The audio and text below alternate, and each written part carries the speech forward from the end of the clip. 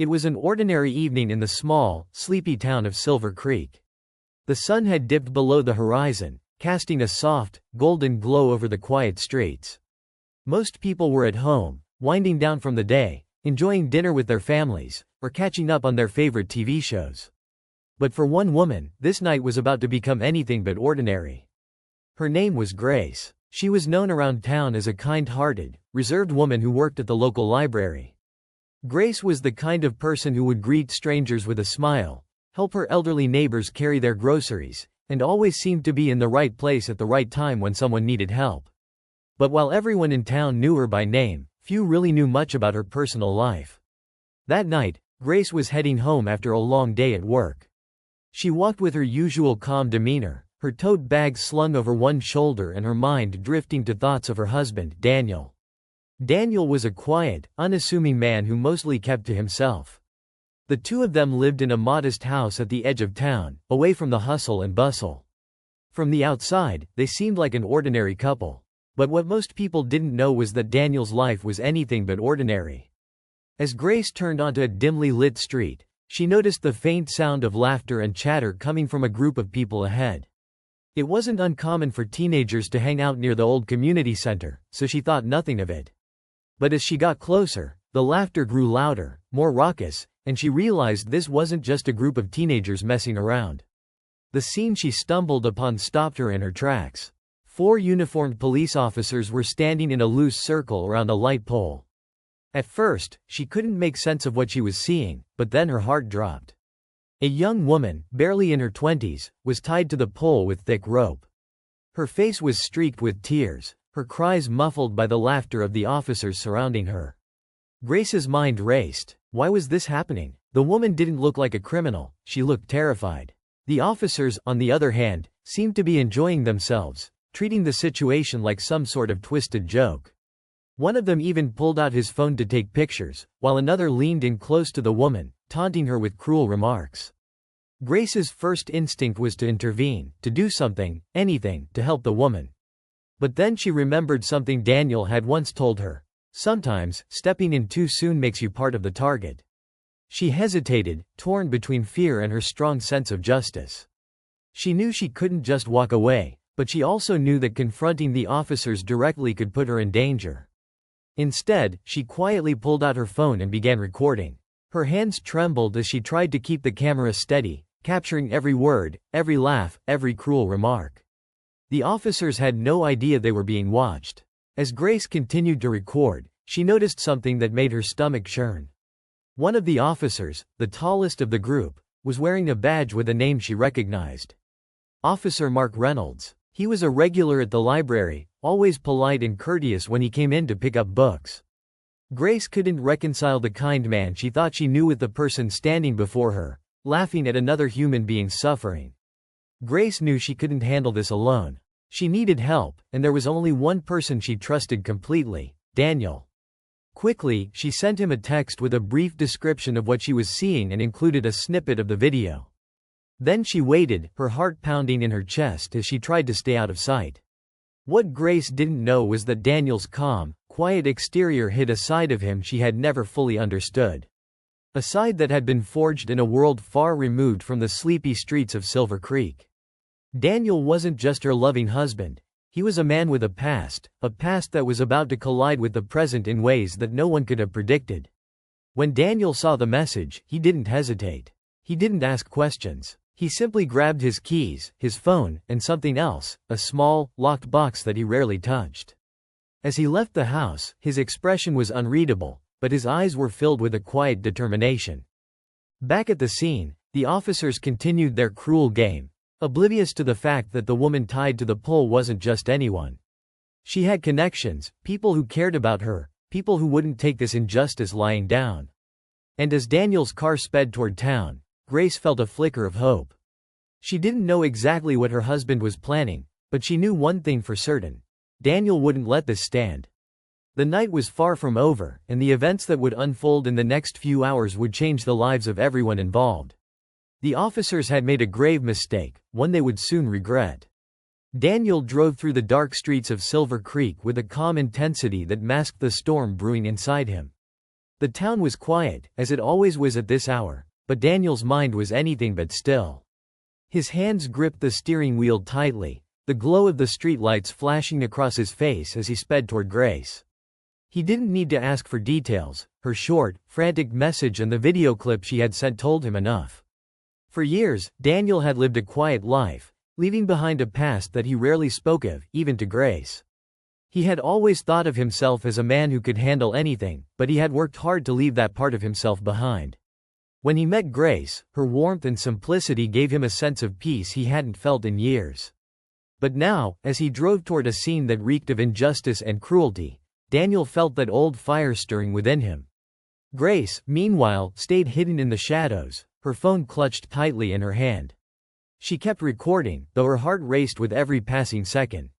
She had never been in a situation like this before. She wasn't the kind of person who sought out danger or conflict, but something about this felt too important to ignore. She couldn't just stand by and do nothing. The officers continued their taunts, their laughter echoing through the empty street. The young woman tied to the pole had stopped crying. Her head hung low, her shoulders trembling as she tried to suppress her sobs. Grace's chest ached at the sight of her, but she knew that stepping out now could make things worse for both of them. As Grace kept recording, she found herself wondering about the woman. Who was she? Why had these officers targeted her? And how could they find such blatant cruelty amusing? Grace couldn't shake the feeling that there was more to this than met the eye. She had heard whispers around town about certain officers abusing their power, but she had always brushed them off as gossip. Now, she wasn't so sure. Daniel's car screeched to a halt a few blocks away. He parked in a dark alley, far enough to avoid drawing attention but close enough to reach Grace quickly. As he stepped out of the car, he tucked the small box under his arm. Inside was a piece of his past, a tool he hadn't touched in years but had kept just in case. A reminder that no matter how much he wanted to leave his old life behind, the world didn't always let you walk away cleanly. He spotted Grace almost immediately. She was crouched behind a parked car, her face pale but determined. As he approached, she looked up at him with a mixture of relief and anxiety. "They're still there," she whispered, gesturing toward the scene. "It's awful, Daniel. They're treating her like she's nothing." Daniel glanced toward the officers, his jaw tightening as he took in the situation. He recognized one of them, Mark Reynolds, the so-called friendly face of the Silver Creek police force. The other three were unfamiliar, but their behavior told Daniel everything he needed to know about them. "Stay here," he said quietly, his voice firm but calm. "Keep recording. Don't come out unless I tell you." Grace grabbed his arm. "Daniel, what are you going to do?" He looked at her, his eyes steady but unreadable. "Just trust me." Grace hesitated, but she nodded. She had always trusted Daniel, even when she didn't fully understand him.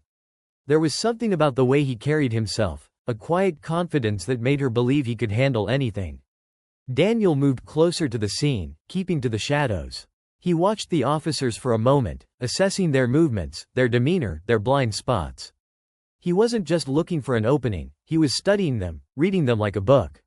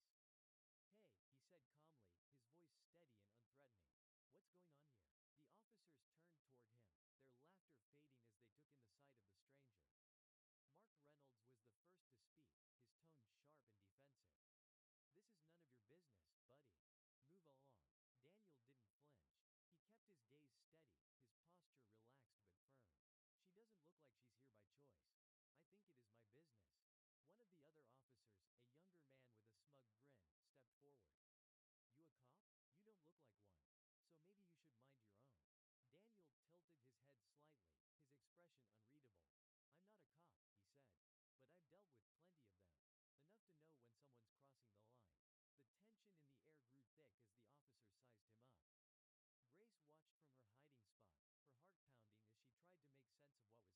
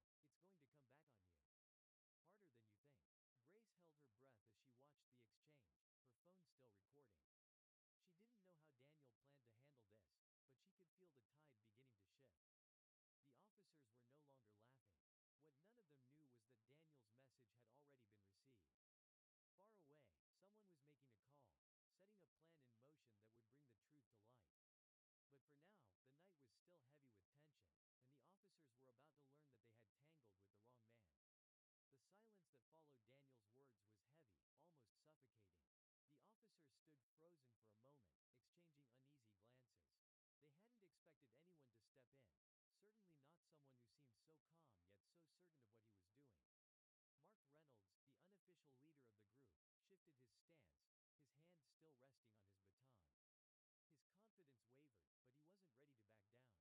"You think you can just show up here and tell us how to do our job?" Mark said, his voice laced with irritation. "You don't know the first thing about what we deal with." Daniel didn't respond right away. He kept his gaze steady, his expression unreadable, and took another slow step forward.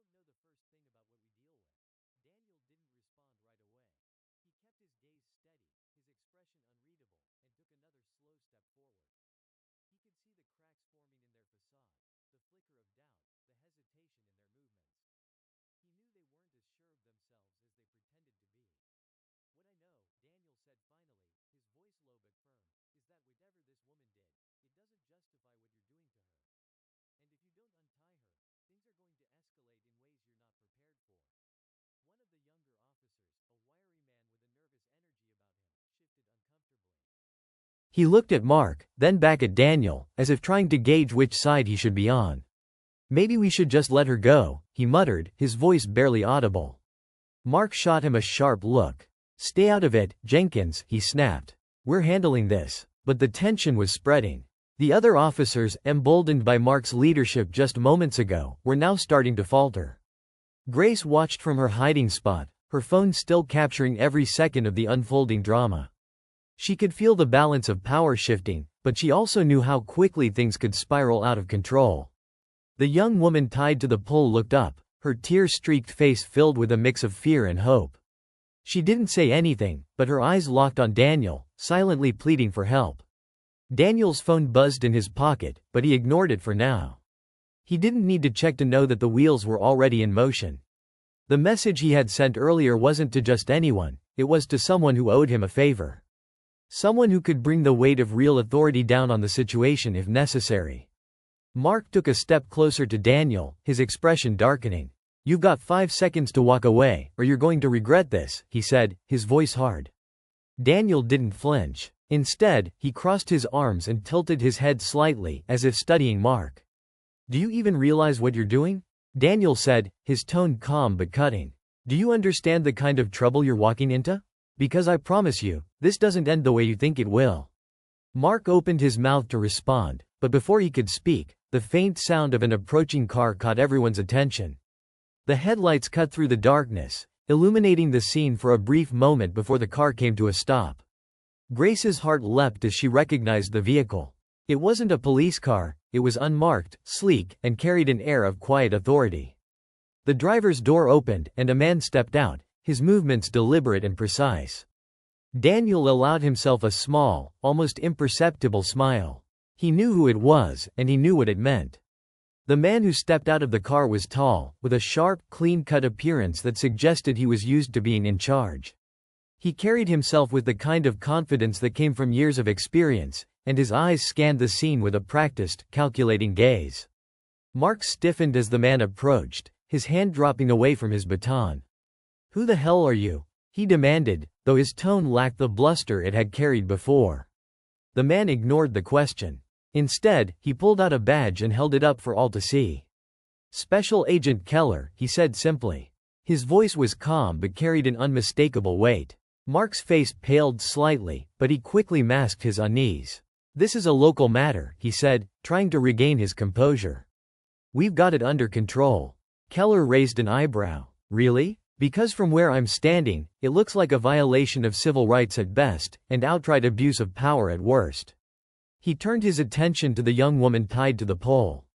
"And I don't think she'd agree that you've got it under control." Grace watched, her breath caught in her throat. She didn't know who Keller was or how he had gotten involved, but she could sense that the dynamic had shifted completely. The officers, who had been so confident just moments ago, were now visibly uncomfortable.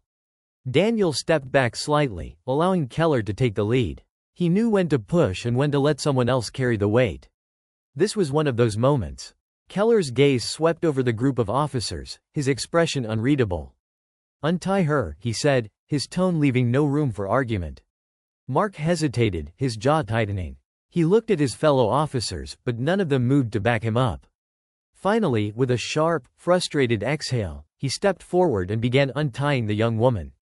The ropes fell away, and the woman stumbled forward, her legs weak from standing so long. Keller caught her arm gently, steadying her before guiding her toward his car. Grace felt a wave of relief wash over her, but she knew this wasn't over.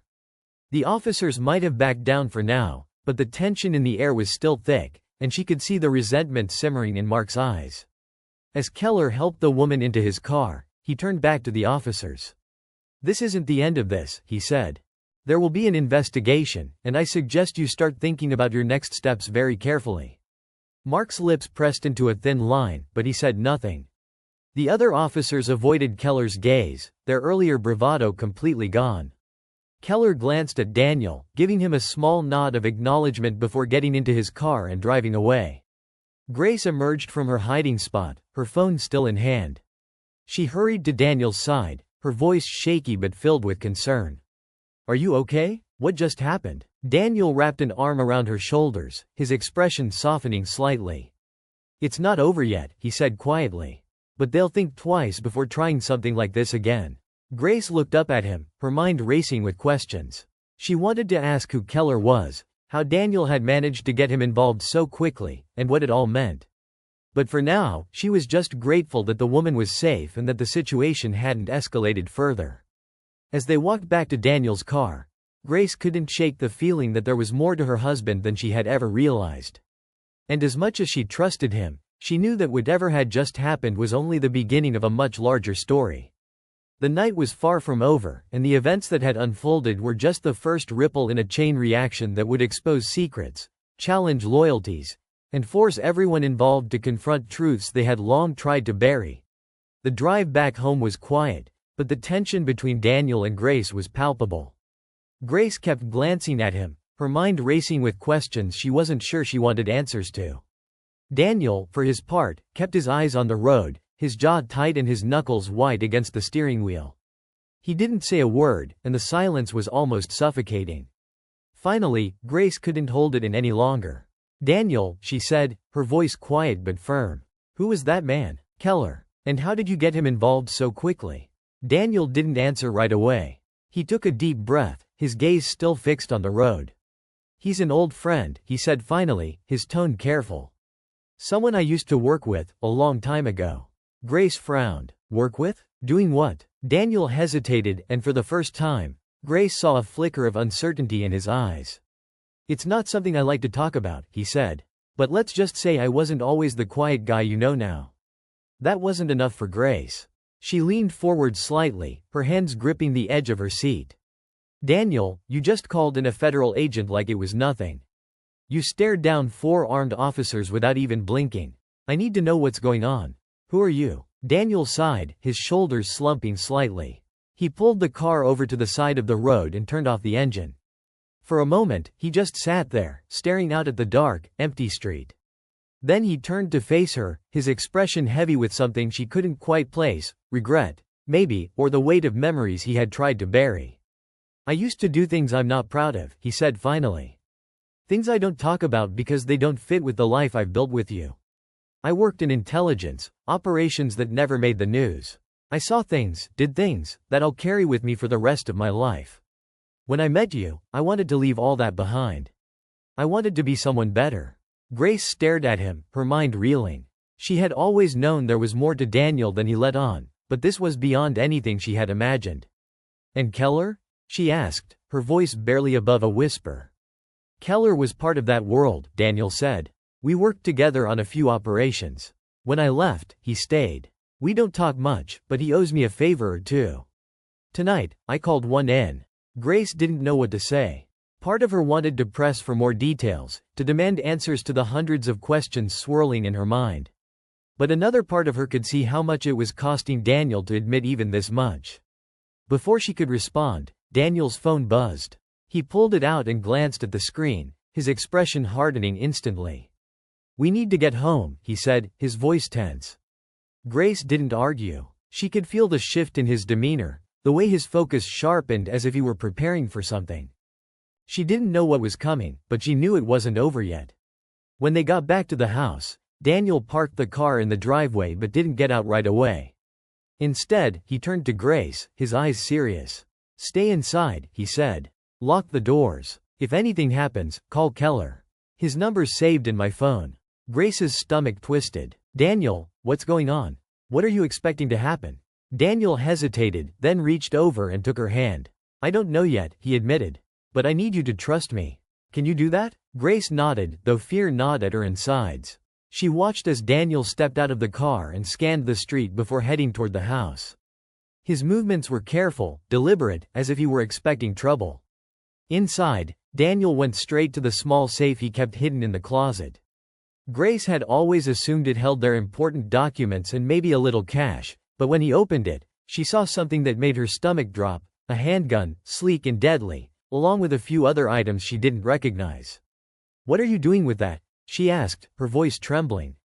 Daniel didn't look at her as he checked the weapon, making sure it was loaded. "It's just a precaution," he said.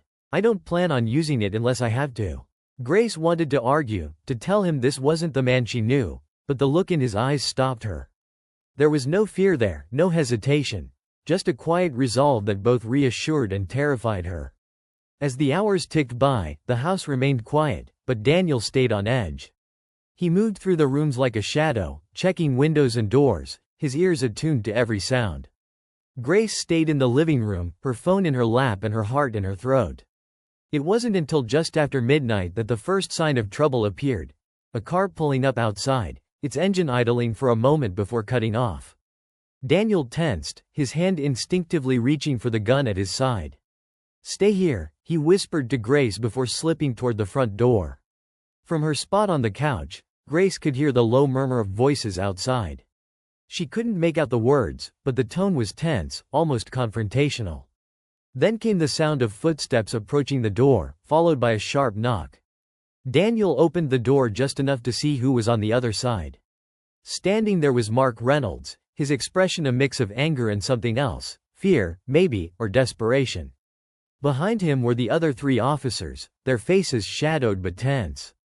"We need to talk," Mark said, his voice low.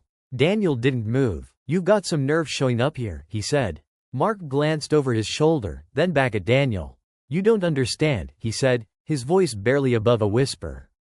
"This isn't just about what happened tonight. There's more to this than you know." Daniel's eyes narrowed. "Then start talking," he said. Mark hesitated, his gaze flicking to the shadows beyond the porch as if expecting someone, or something, to appear. "Not here," he said finally.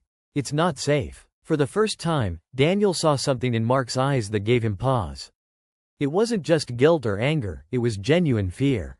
And in that moment, he realized that whatever was happening, it was far bigger than a group of rogue cops. Without a word, Daniel stepped aside and let Mark in, the tension in the room growing thicker with every passing second. Whatever Mark was about to reveal, Daniel knew it would change everything. And as Grace watched from the corner, her heart pounding in her chest, she realized she wasn't just a witness to this story. She was now a part of it, whether she wanted to be or not. The air inside the house was thick with tension as Mark stepped through the door, his shoulders hunched as though the weight of the night was pressing down on him. His eyes darted around the room, taking in every shadow and corner, as though he were afraid something, or someone, was lurking just out of sight. The other officers stayed outside, shifting uneasily in the dark, their patrol car still idling at the curb. Grace, frozen on the couch, watched Daniel's every move, her heart pounding so hard she was sure it would give her away. Daniel closed the door behind Mark but didn't offer him a seat or a gesture of comfort. Instead, he stood firm, his presence commanding, the gun still resting at his side but held low enough to suggest he hadn't entirely ruled out the possibility of using it. Mark's eyes flicked to the weapon, then quickly away, as though the sight of it made everything he was about to say even more difficult. "Talk," Daniel said, his voice steady but cold. "You've got one chance to explain why you're here. Don't waste it." Mark hesitated, his hands fidgeting as though he was debating whether to say anything at all. Finally, he exhaled sharply, his gaze locking on Daniel's. "I didn't know," he said, his voice rough. "None of us did. Not at first." "Didn't know what?" Daniel asked, his tone sharp. Mark swallowed hard, his Adam's apple bobbing. "The woman, the one we tied up. She wasn't who we thought she was." He shifted uncomfortably, glancing toward Grace as though her presence made this confession even harder. "We were told she was a small-time criminal. A con artist. That she'd been running scams across the state. That's why we stopped her in the first place." Daniel didn't move, but Grace could feel the change in the room, the air growing colder as Mark continued. "Who told you that?" Daniel asked, his voice cutting through the silence. Mark hesitated, his lips pressing together in a thin line. "It came from higher up," he admitted. "A tip-off. We were told to bring her in, rough her up a bit if necessary, make sure she didn't get any ideas about running." Grace felt a chill crawl down her spine. She glanced at Daniel, whose expression remained unreadable, though she could see the way his fingers tightened around the gun at his side. "And you didn't think to question it?" Daniel pressed, his tone hard. "You just went along with it, no matter how wrong it felt?" Mark's jaw tightened, and for a moment, he looked like he might argue. But then he deflated, his shoulders slumping in defeat. "We didn't ask questions," he admitted. "We should have, but we didn't. And by the time we realized something was off, it was too late." "What do you mean, too late?" Grace asked, unable to keep silent any longer. Mark looked at her, his expression shadowed with regret. "She wasn't just some random criminal," he said. "She's connected. Powerful people. Dangerous people. And now," he broke off, shaking his head. "Now they're coming for us." The words hung in the air, heavy and suffocating. Grace felt her breath catch in her throat. She glanced at Daniel, who remained eerily calm, his eyes fixed on Mark as though trying to gauge the truth of his words. "Who's coming for you?" Daniel asked quietly, his voice like steel. Mark hesitated again, his gaze darting toward the door as though he expected someone to burst in at any moment. "I don't know exactly," he admitted. "But whoever it is, they don't leave loose ends. We've already gotten calls. Threats. They know everything, our names, our families, where we live. They're not just after us, though. They're after anyone who gets in their way." Daniel's expression darkened, and for a moment, the silence in the room was deafening. Then he spoke, his voice low and measured. "And you thought coming here would protect you?" Mark flinched at the question, his gaze dropping to the floor. "I didn't know where else to go," he admitted. I figured if anyone could stop this, it'd be you." Grace stared at Mark in disbelief. "You expect him to clean up your mess?" she asked, her voice trembling with anger. "After what you did to that woman? After everything you've done?" Mark looked at her, his eyes filled with something that might have been remorse. "I don't expect forgiveness," he said. "I just want a chance to make this right. And if I'm being honest, I don't think I'll get out of this alive without your help." Daniel didn't respond right away. He turned away, pacing toward the window and peering out into the darkness. Grace could see the tension in his posture, the way his shoulders were squared as though bracing for a fight. Finally, he turned back to Mark, his expression unreadable. "You made your bed," Daniel said. "And now you're going to have to lie in it. But if you want my help, you're going to tell me everything. Every name, every detail, everything you know. If you leave anything out, you're on your own." Mark nodded quickly, his relief palpable. "Anything you want," he said. Just don't let them find me." Daniel didn't respond. Instead, he turned to Grace, his eyes softening slightly. "Go upstairs," he said. "Lock the door and don't come out until I tell you it's safe." Grace opened her mouth to argue, but something in Daniel's expression stopped her. She nodded reluctantly, heading toward the stairs but pausing at the base. "Be careful," she said quietly. Daniel gave her a small, almost imperceptible nod before turning back to Mark. "Start talking," he said. Mark hesitated, glancing toward the door again, as though expecting it to fly open at any moment. Then he began to speak, his words tumbling out in a rush. "The woman, she's tied to a group. I don't know much about them, but they're powerful. Influential. They've got people everywhere, in law enforcement, in politics, maybe even higher. They're untouchable." Daniel listened in silence, his expression unreadable as Mark continued. "We were just supposed to scare her, make her think twice about whatever she was planning. But then we got sloppy, and now they're after us. They don't care that we were following orders. They just want to clean up the mess." As Mark spoke, a noise outside caught Daniel's attention, a faint sound, barely audible, but enough to set his instincts on high alert. He moved to the window, peering out into the darkness, but saw nothing. Still, he couldn't shake the feeling that they were being watched. "Is there anything else you're not telling me?" Daniel asked, his tone sharper now. Mark hesitated, his face pale. "There's one more thing," he admitted. "The woman, she wasn't alone. She's got someone protecting her. Someone dangerous. And whoever it is, they're already here." The words sent a chill down Grace's spine as she listened from the top of the stairs. She pressed herself against the wall, her heart pounding as the weight of Mark's confession settled over the room. Somewhere out there in the darkness, a threat was closing in, and whatever was about to happen, she knew there was no turning back. The silence in the room stretched thin, every creak of the house amplified as though the walls themselves were holding their breath. Daniel stood by the window, his eyes scanning the shadows outside with the precision of a man who'd lived through too many close calls. Mark fidgeted, his fear palpable, while Grace sat upstairs in the darkness, clutching her phone as her mind raced. She couldn't help but feel that everything Mark had said was only half the truth. Something darker was hiding beneath the surface, something even he didn't fully understand. Then it came, the faint crunch of gravel beneath footsteps. Daniel's body tensed, his hand tightening around the gun as his sharp gaze cut toward the front door. He motioned for Mark to stay silent, and for a moment, there was nothing but the sound of Grace's shallow breaths from upstairs. The footsteps stopped just outside, and then a single, deliberate knock shattered the stillness. Daniel moved toward the door, his step soundless. Mark, wide-eyed and trembling, took a step back as if the door itself was a threat. Daniel didn't open it right away. Instead, he called out, his voice calm and commanding. "Who's there?" A long pause followed, the kind that made every nerve stand on edge. Then a voice answered, low and smooth, with a tone that carried both confidence and menace. "I think you know who I am." Daniel's jaw tightened. He didn't recognize the voice, but he recognized the weight behind it. This wasn't someone bluffing. Whoever was on the other side knew exactly what they were walking into. "I don't open doors for strangers," Daniel said evenly. "You've got 10 seconds to tell me why you're here before I make this your worst mistake." The voice chuckled softly, almost amused. "You've got fight in you, I'll give you that. But we're not here for you, Daniel. We're here for him." The voice dropped slightly, its tone sharpening. "Mark Reynolds. The man who's been trying to outrun consequences he should have seen coming." Mark's face went pale, and he shook his head in panic. "No," he whispered, backing further into the room. "You said you'd help me. You said." "Quiet," Daniel snapped, his voice cutting through Mark's panic like a knife. He turned his attention back to the door, his mind working rapidly. He had no intention of handing Mark over, but this wasn't the kind of situation that could be solved with a single bullet. These people, whoever they were, wouldn't have come without a plan. Before Daniel could respond, the voice outside spoke again, this time louder, addressing the house as a whole. "We know you're protecting him, Daniel. And we know who you really are. Do you think your past isn't as exposed as his? Do you think we don't know the things you've done?"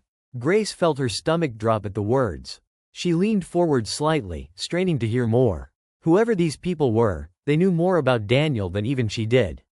Daniel's hand flexed around the gun, but his expression didn't waver. "You've got 5 seconds to get off my property," he said coldly. "Or I start making good on my reputation." Another chuckle from outside, this one darker, more knowing. "You can try," the voice said. "But you should ask yourself one question. How well do you really know the man you're protecting? And how well does she know you?" The words were a knife in the silence, cutting deeper than Daniel had anticipated. He didn't move, didn't react, but Grace could see the faint tension in his posture from her vantage point. Whoever these people were, they were playing a dangerous game, and they were doing it well. Before Daniel could decide his next move, a sudden crash shattered the tension. The front window exploded inward as a figure burst through, landing in a crouch before springing to their feet. The intruder was dressed in black, their face obscured by a mask, but their movements were fluid and calculated, a predator sizing up its prey. Daniel didn't hesitate. He raised the gun, but the figure was faster, knocking it from his hand with a swift, precise kick. The weapon skittered across the floor, coming to a stop near Mark, who stood frozen, too terrified to act. The fight that followed was brutal and efficient.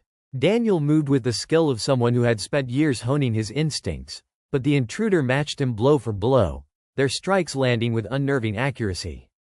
Furniture crashed and shattered around them as the room became a battleground. Upstairs, Grace's heart pounded as she heard the chaos below. Her first instinct was to hide, but then she saw the gun lying abandoned near the edge of the room. Without thinking, she crept down the stairs, staying low, her eyes fixed on the weapon. Just as she reached it, another figure appeared in the doorway, this one taller, broader, and exuding an air of authority that made the room feel even smaller. The leader of the group stepped inside, his face partially illuminated by the faint light from the street lamp outside. He wasn't wearing a mask, and the smirk on his face sent a chill down Grace's spine. "Well," the man said, his voice carrying easily over the sounds of the fight. "This is quite the show. But I think it's time we ended it, don't you?" He raised a hand, and the masked intruder stopped mid-motion, stepping back from Daniel, who was breathing hard but still on his feet. The leader turned his gaze to Mark, who was cowering near the wall. "You've caused me a lot of trouble," he said. "And trouble, as you know, has a price." Daniel stepped forward, his voice low and dangerous. "If you think you're taking him, you're wrong." The man laughed, a sound devoid of humor. "You're in no position to make demands," he said. "But I'll tell you what, I'll give you a choice. Hand him over, and we leave quietly. Resist, and..." His eyes flicked to Grace, who was still clutching the gun. "Well, let's just say things will get messy." Grace's grip tightened on the weapon, her mind racing.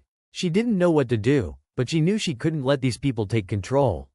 Before she could act, though, Daniel spoke, his voice steady despite the odds. "You're making a mistake," he said. "Because you don't know who you're dealing with." The man's smirk faltered slightly, but he recovered quickly. "And who are you, exactly?" Daniel's eyes burned with a quiet intensity as he stepped forward, his voice dropping to a tone that made the room seem colder. "I'm the reason people like you sleep with one eye open." The room went deadly silent, the tension crackling like electricity. And then, before anyone could react, Daniel lunged, grabbing the leader and using his momentum to disarm him in one fluid motion. The gun went off, the sound deafening, but the bullet hit the ceiling. Chaos erupted once more as Grace, seizing her chance, aimed and fired at the masked intruder, grazing their arm and forcing them to retreat. By the time the dust settled, the intruders were gone, retreating into the night like shadows. Mark sat slumped against the wall, his face pale, while Grace stood trembling, the gun still clutched in her hands. Daniel moved to her side, gently taking the weapon from her before pulling her into his arms. "It's over," he said softly, though his eyes told a different story. But as the adrenaline faded, Grace noticed something, a slip of paper left behind on the table, deliberately placed.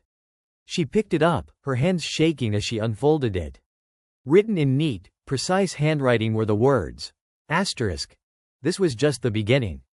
The story was far from over. The silence after the chaos was deafening. Grace stood motionless, the note trembling in her hands as she reread the ominous words. Daniel took it from her gently, his eyes scanning the message with a cold, calculating expression. Mark, still slumped against the wall, looked like he might pass out, his face pale and his breathing shallow. The house was in ruins, shattered glass littered the floor, furniture was overturned, and the air was heavy with the acrid smell of gunpowder.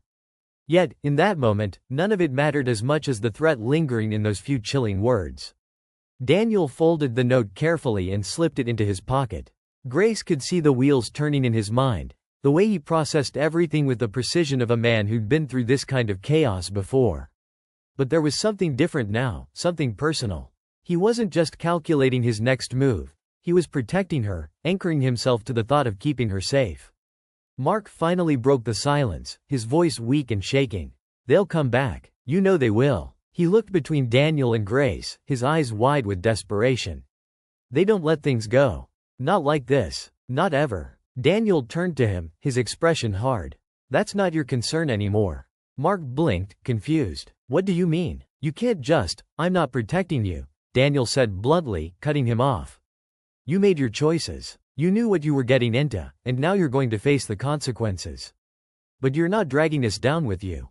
Mark's mouth opened as if to argue, but the look in Daniel's eyes silenced him. He slumped further against the wall, his head in his hands, muttering under his breath.